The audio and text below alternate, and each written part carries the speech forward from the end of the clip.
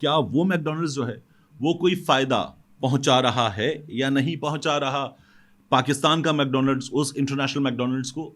تو اس کا جواب یہ ہے کہ اکاؤنٹنسی کی لینگویج میں سمجھ لیجئے، بزنس کی لینگویج میں سمجھ لیجئے. دیکھیں، عمران خان نے استثناء مانگ لیا.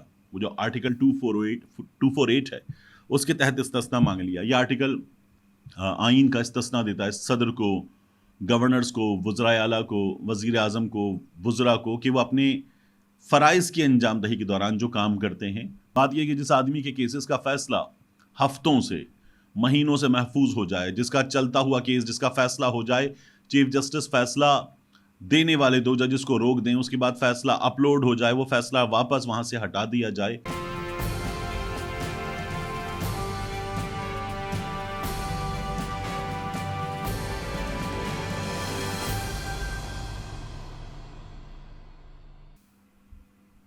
بسم اللہ الرحمن الرحیم. السلام علیکم. یہ آپ کا اپنا ڈیجیٹل پلیٹ فارم ہے. میں طارق متین ہوں. سب سے پہلے آپ سے درخواست وہی کہ الگ نیوز کو سبسکرائب کیجئے، سپورٹ کیجئے. بہت شکریہ. اس ویڈیو کی موضوعات پر بات کروں اس سے پہلے آج انشاءاللہ کچھ دیر میں اگلی ویڈیو میں جب آپ سے بات ہوگی تو فلسطین فاؤنڈیشن پاکستان کے سربراہ صابر ابو مریم صاحب، ان سے جو انٹریکشن ہوا وہ میں آپ کے سامنے رکھوں گا. بہت تفصیل کے ساتھ مسئلہ فلسطین پر ان سے بات ہوئی ہے، اور ہماری حکومت کا، ہماری میڈیا کا کردار، ہمارے سوشل میڈیا کا کردار، پاکستانیوں کا کردار، اس موضوع پر بھی بات ہوئی. کاکڑ سرکار کے کردار پر بھی بات ہوئی. تو آپ وہ ویڈیو ضرور دیکھیے گا. صابر ابو مریم صاحب سے جو ملاقات ہوئی اس میں انہوں نے مجھے محبت سے نوازا، 2 تحائف سے نوازا، اور یہ تحائف جو ہیں یہ حسب حال، حسب موقع ہیں. فلسطین قبلہ اول القدس جو ہمارے دلوں میں بستا ہے، یہ اس تعلق کو مزید جوڑتے ہوئے تحائف ہیں. تو صابر بھائی کا بہت شکریہ. اگلی ویڈیو ضرور دیکھیے گا. انشاءاللہ آپ کو بہت ساری چیزیں سمجھنے میں، جاننے میں مدد ملے گی. اب اس ویڈیو کی موضوعات کی بات، بوائیکاٹ ہو رہا ہے میکڈونلڈز کا، اور میکڈونلڈز کے اس بوائیکاٹ نے، ہم ہمیشہ سنتے ہیں نا بوائیکاٹ سے کیا ہوگا.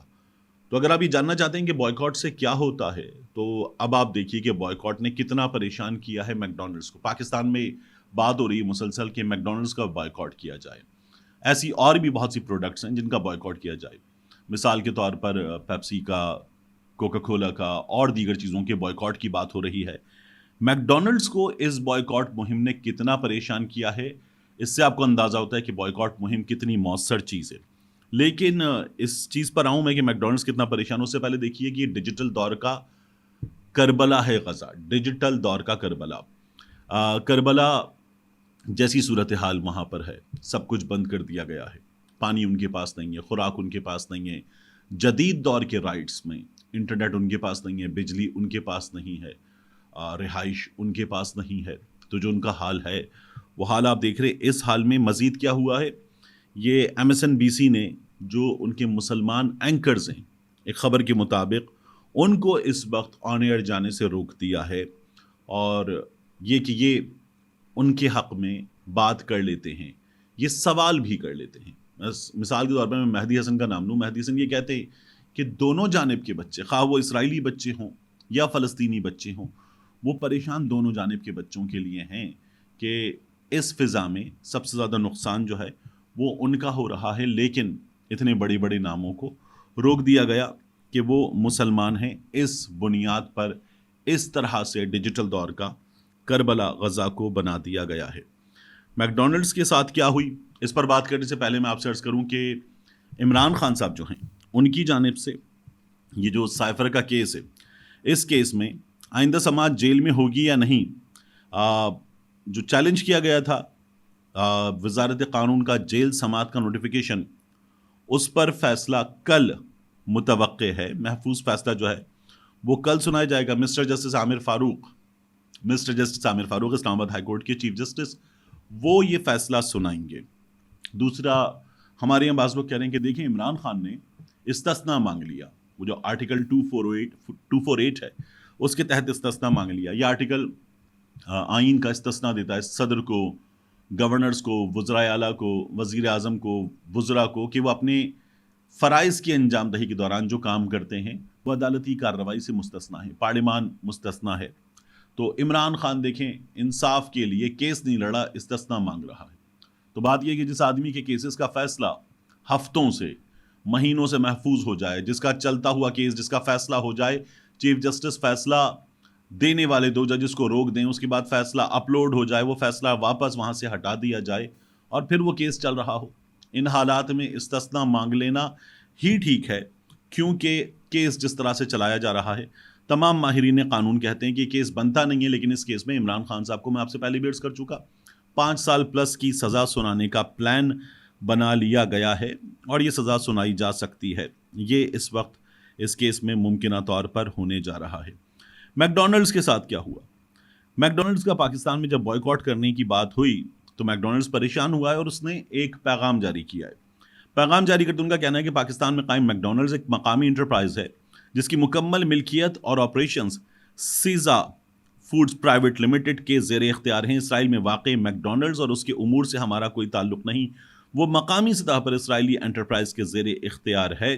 اسرائیل میں واقع میک ڈونلڈز ایک الگ ادارہ ہے، جیسے پاکستان میں واقع میک ڈونلڈز ایک الگ حیثیت رکھتا ہے. اسرائیل میں واقع میک ڈونلڈز اپنے کاروباری ابلاغی فیصلوں کا خود ذمہ دار ہے اور اس کا ہمارے پاکستانی بزنس اور امور سے کوئی تعلق نہیں ہے.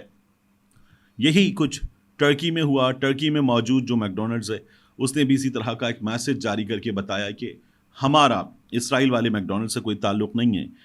یہ جو تصویر آپ دیکھ رہے ہیں، اس تصویر میں آپ دیکھیے کہ غزہ کے بچے، غزہ انڈر اٹیک، اور جو میک ڈونلڈز کے لوگوں کے 2 جو ایم کے کنارے ہیں وہ باقاعدہ میزائل کے پیچھے سے نکلتا ہوا دھواں ہے اور وہ راکٹس وہاں گر رہے ہیں.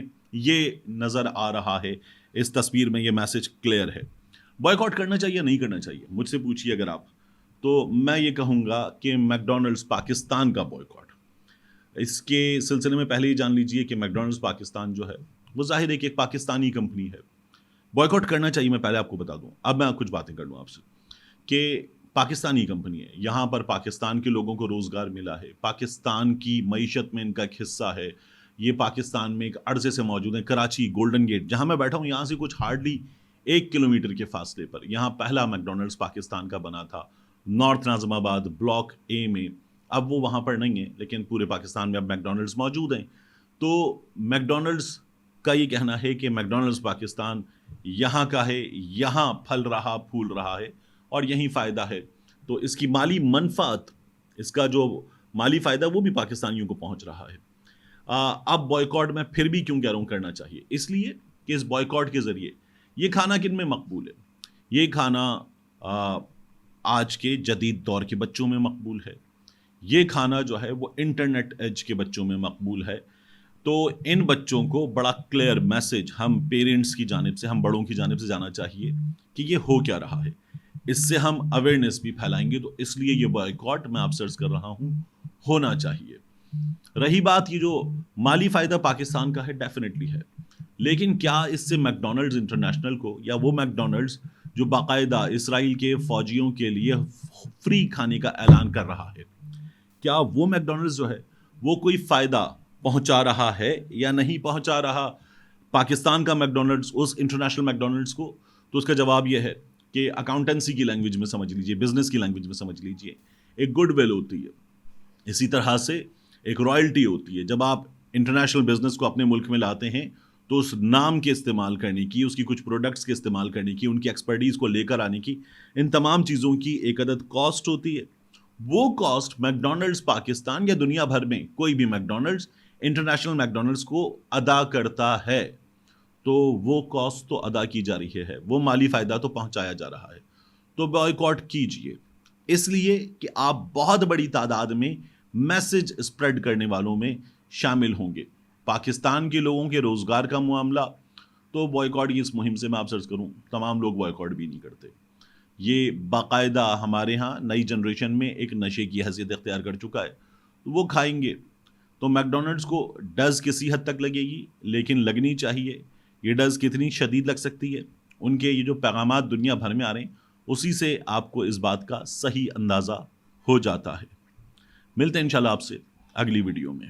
کیا وہ میک ڈونلڈز جو ہے وہ کوئی فائدہ پہنچا رہا ہے یا نہیں پہنچا رہا پاکستان کا میک ڈونلڈز اس انٹرنیشنل میک ڈونلڈز کو؟ تو اس کا جواب یہ ہے کہ اکاؤنٹنسی کی لینگویج میں سمجھ لیجئے, بزنس کی لینگویج میں سمجھ لیجئے. دیکھیں عمران خان نے استثناء مانگ لیا, وہ جو آرٹیکل 248 ہے اس کے تحت استثناء مانگ لیا. یہ آرٹیکل آئین کا استثناء دیتا ہے صدر کو, گورنرز کو, وزرائے اعلیٰ کو, وزیر اعظم کو, وزراء کو, کہ وہ اپنے فرائض کی انجام دہی کے دوران جو کام کرتے ہیں. بات یہ کہ جس آدمی کے کیسز کا فیصلہ ہفتوں سے, مہینوں سے محفوظ ہو جائے, جس کا چلتا ہوا کیس, جس کا فیصلہ ہو جائے, چیف جسٹس فیصلہ دینے والے 2 ججز کو روک دیں, اس کے بعد فیصلہ اپلوڈ ہو جائے, وہ فیصلہ واپس وہاں سے ہٹا دیا جائے,